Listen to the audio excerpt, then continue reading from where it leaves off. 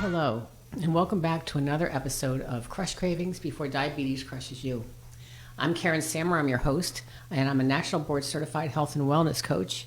I help people who are overweight and pre-diabetic to crush the cravings that keep them stuck and keeping them from losing weight so that they can lose the weight they need to lose and avoid the onset of diabetes and a lifetime of diabetic meds.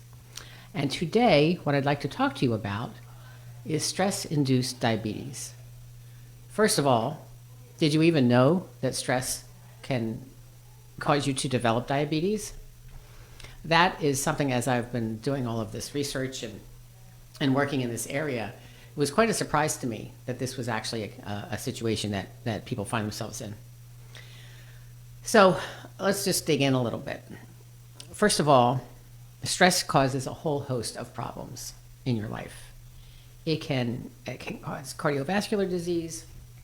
It can bring on diabetes. It can cause high blood pressure. It can cause digestive issues, all sorts of peptic ulcer disease. It can cause IBS. It can cause many kinds of things. So stress has a huge impact on the state of your health. And if you are under constant, unrelenting stress, it can have pretty detrimental effects. So what does that mean? And how does this actually occur? So first of all, under normal circumstances or under healthy circumstances, stress is a healthy reaction to a situation where you find yourself in danger. For instance, 10,000 years ago, when you were under the constant danger of being eaten by the tiger or killed by something that would chase you down, what would happen is you would sense the danger and all of your stress responses would go into high gear so that you would produce a bunch of cortisol and adrenaline, and your blood sugar would elevate because you need the sugar, the glucose, to get into your muscles for energy so that you can run away from the tiger. But then once the danger was over, all of those stress responses would go back to normal. And that's the way it's supposed to work. You're supposed to have a stress response, an appropriate stress response when you are in an imminent danger. And then once the danger is gone, then everything goes back to normal. Except in our current society, in our current way of living, the stress response that we have is ongoing. We're constantly under some level of stress, whether it is environmental or psychological or mental or some other physical kind of stress. You're under a deadline at work. You've got family obligations. You've got financial obligations. You've got medical things going on. Whatever is the cause of your stress, if it's unrelenting, you are constantly in that fight or flight mode. And when that's happening, you're constantly producing excess cortisol. You're constantly producing the adrenaline. And all of these things, and then on top of that, your blood sugar is constantly elevating. So when you have a situation where maybe your blood sugar is not really stable, and then you are under unrelenting stress, so it's constantly being jacked up, it's being elevated on a regular basis or staying up there, then ultimately what happens is you become insulin resistant, and then you develop diabetes. And so, it was determined years ago that that stress has a significant impact on your metabolic function, and your metabolism is what influences your development or non-development of diabetes, that and a number of other things. But when your nervous system, when your nervous system isn't constantly on edge and in high gear, you have this pounding of the glucose going into your bloodstream, and then what ends up happening is that ultimately when you become insulin resistant and your cells do not allow the glucose in any longer, then that's when you have a buildup of the sugar in your blood, causing you to ultimately develop diabetes. So we know that stress is a huge contributor to this. And in normal circumstances, that makes sense, because you need the blood sugar to get your muscle cells ready to run away or to fight whatever it is that's causing you imminent danger. But your body which hasn't developed or hasn't, not developed, it hasn't evolved in more than 10,000 years, has the same stress response whether you are facing down a tiger or imminent life or death, that life or death situation, or you have a huge bill to pay that you don't have the money for, or you have a huge deadline at work that you don't have time to complete, or you have just been told that you have a medical problem or someone that you love is in some sort of medical danger, or whatever. Any number of things that would cause you to be under a huge stressful situation that is ongoing and doesn't let up. Your body's response is still going to be the same. Unfortunately, it stays the same. It stays up there. Instead of responding to the danger goes away, and then your everything returns back to normal. It doesn't happen if you are constantly on that high alert, that level of high alert in your stress response. So, different things stress out different people. Your stressor might be something that's just a day at the beach for somebody else, and vice versa. Somebody may be completely off the rails about something that you think is no big deal. But so stress is a very personal kind of response, and it's very difficult to measure in the human body. It's hard to it's hard to test. I mean, you can see you probably take a blood test, see elevated blood sugar, take blood pressure, see that the blood pressure is elevated, maybe respiration is shallow. Those physical signs are indicators of stress, but to actually determine the level of stress that your body is being bombarded with is very difficult to do. So what does all this mean? What it means is that in the situations that we find ourselves in very often, we are actually setting ourselves up to develop chronic conditions. And while we may not be able to avoid the stress, what we want to do is learn how to manage it. And there are several things that you can do to manage specifically or to avoid developing stress-induced diabetes. And one of the main things you can do is choose your diet carefully, choose your food intake carefully. Eat foods that are supportive of a healthy blood sugar, of healthy blood sugar regulation. Consuming foods that are not inflammatory. Consuming foods that are not simple carbohydrates and sugar-laden and ultra-processed. Those are the ones that you want to avoid. And I know it's not that easy to do because we are always under a time deadline. When it comes to preparing foods, we're often exhausted. We've got a lot of competing priorities. And it ends up being really tempting to open up a box of something, add a little water, let it boil, and serve it as food. Unfortunately, when you do that day in and day out, it has an impact that is a negative impact on your body. And then when you pile on top of that a pretty significant stressful life, a significantly stressful life, you are setting yourself up for chronic illness. And you're setting your family up for that as well. Now, it takes years to develop sometimes, not always, but sometimes it takes years to develop. But years of that type of food consumption, it puts you on a pretty steady path to ultimately self-destruction. I mean, I don't mean to sound gloom and doom about it, but if you eat that way constantly, especially under stress, I think that just magnifies the impact of the sugar of the food choices that you're making. So choosing the right foods is really important. Another thing you want to do is learn how to manage the stress that you're in. And what does that mean? That means that you have to step back. You have to give yourself a break. When you're in the throes of managing whatever's happening, you get to a point where you get decision fatigue, and you get mental fatigue, and you get physically fatigued. And you end up becoming non-productive in the situation. So the best thing to do when you aren't thinking straight or you feel like everything is caving in on you, you have to step back for a minute. Step back, take some nice, deep, long, slow breaths. I would say do that for maybe 5 times. Do some box breathing. Box breathing is something I think I've talked about in the past, where you inhale for 4 counts, you hold for 4 counts, you exhale for 4 counts, and then you stay there for 4 counts, and then you inhale again and you start it again. And you do that 4 or 5 times, and you'll start to downregulate your nervous system.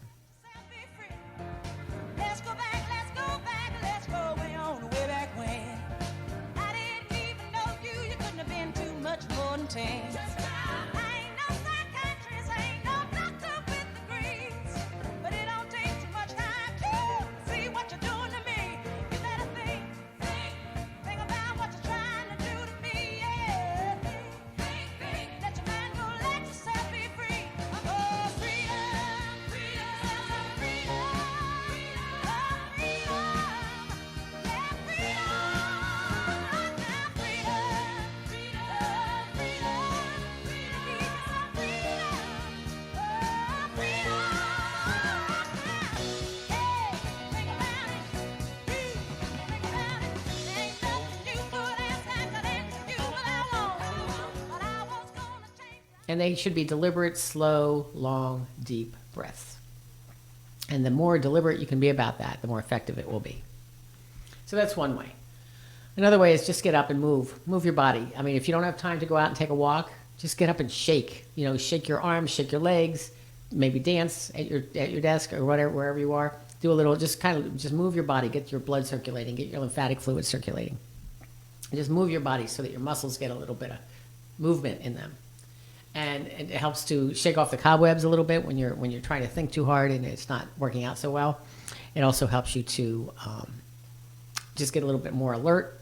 It just gives you a little bit more clarity. Sometimes stepping away from a situation, when you come back to it, the answer is crystal clear, because you were so buried in the details that you didn't have perspective. Allowing yourself to step away for a minute gives you may bring this perspective that you need. So getting up and moving your body is another way. So you're choosing the right food. You're doing some box breathing. You're moving your body. Being mindful is another thing that you can do. Being mindful is attending to the one thing that you're doing now. If you're eating lunch, attend to the lunch. Eat lunch.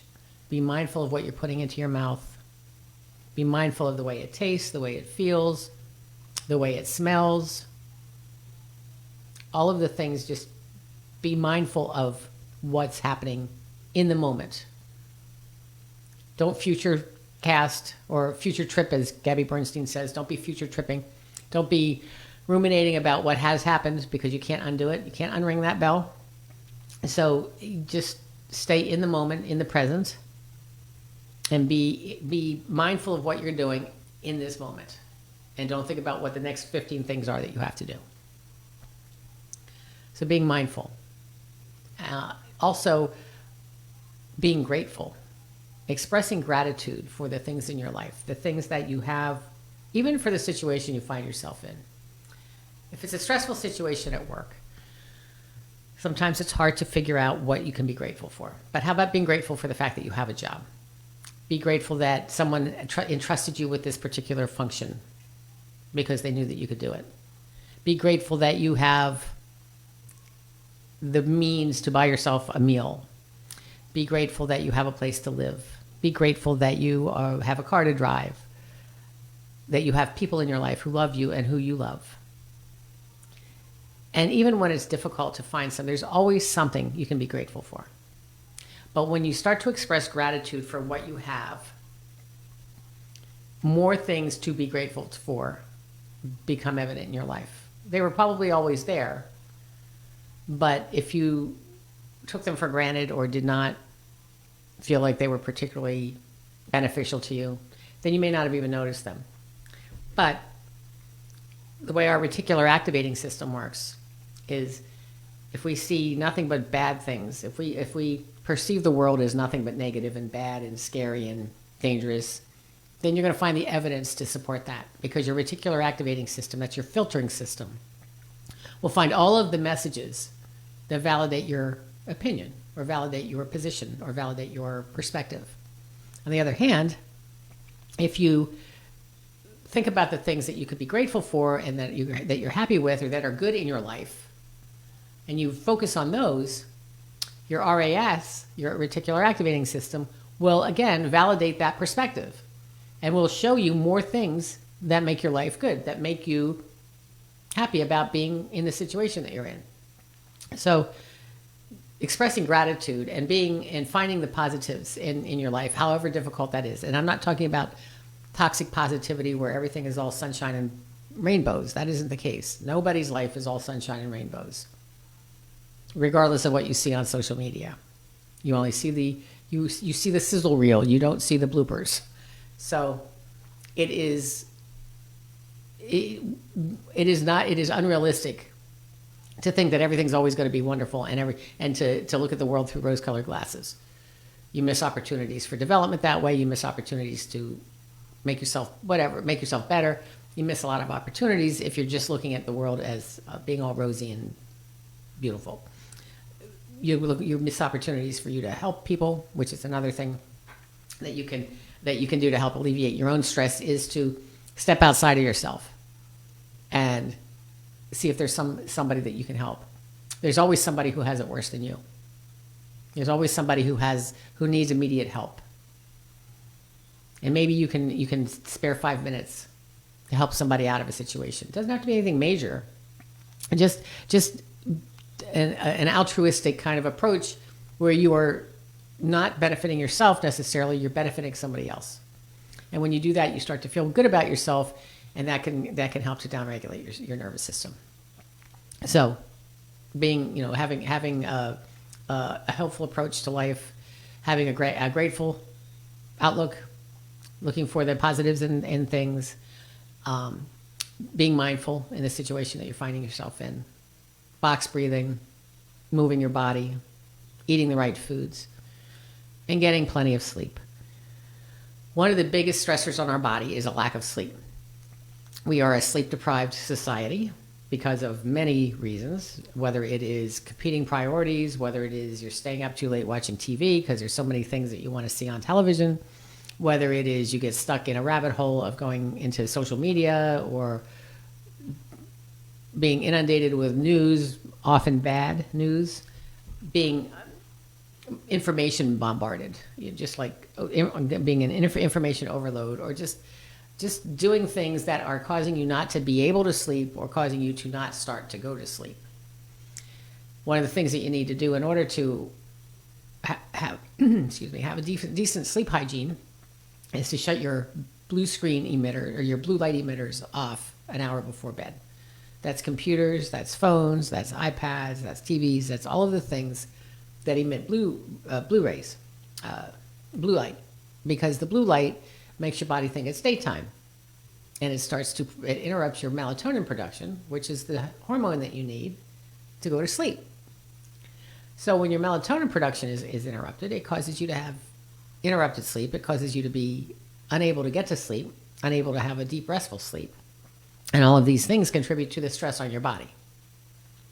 So having a decent sleep hygiene process, a sleep routine at night, going to bed at the same time every night, getting up at the same time every morning, getting out in the sunshine as much as you can during the day, even if it's just for 5 minutes, and facing the sun. Don't stare directly into the sun, you'll blind yourself. But facing the sun for 5 or 10 minutes in the morning and in the afternoon, that will help to regulate your circadian rhythms and get you into a sleep rhythm that is helpful to maintaining your health, a healthy level of sleep. So getting plenty of sleep. And building a community. Build a community of people who are supportive of you, who you help, who help you, who are there for you, who you are there for. We are meant to live in community. We are not meant to be lone wolves. We are not meant to be off by ourselves. And it was proven over and over again when we were in lockdown for a couple of years during the COVID pandemic, where mental health took a real hit for people who were isolated, who had nobody, who lived alone, couldn't leave their home, especially if they lived in an apartment in a city, couldn't leave their home, had to stay inside, weren't able to interact with people on a three-dimensional basis in person. You might have been able to talk on the phone or do some sort of video chat, but not being able to hug somebody or not being able to be in the same room with somebody. It is a much different energy. Interacting with people on the physical plane together in the same room is a lot different than having a Zoom call with them. and people's mental health took a real hit. So we are meant to be in community. That became painfully obvious when we weren't allowed to be in community. So these are steps that you can take to manage your stress so that your blood sugar is not as negatively impacted as it might otherwise be. And I highly encourage you to do these things just to maintain a healthy life, even if you're not currently at risk for developing diabetes. These are all steps that anybody can take to make sure that they are maintaining a healthy life and really avoiding the risk of developing some sort of a chronic condition. And if you need any help with that, I'd like to offer a free consultation. I do that with everybody, where we talk about where you are, we talk about what your goals are, and we work out some steps to get you from where you are to where you want to be. And if you choose to work with me after that, great. If not, you'll have some action steps to take to get you started on your healthy path. So you go to my website, it's yourpoweryourhealth.com/book to book a free consultation. It's no strings attached, and I think that you'll get a lot out of it. So I look forward to speaking to you. Until next time.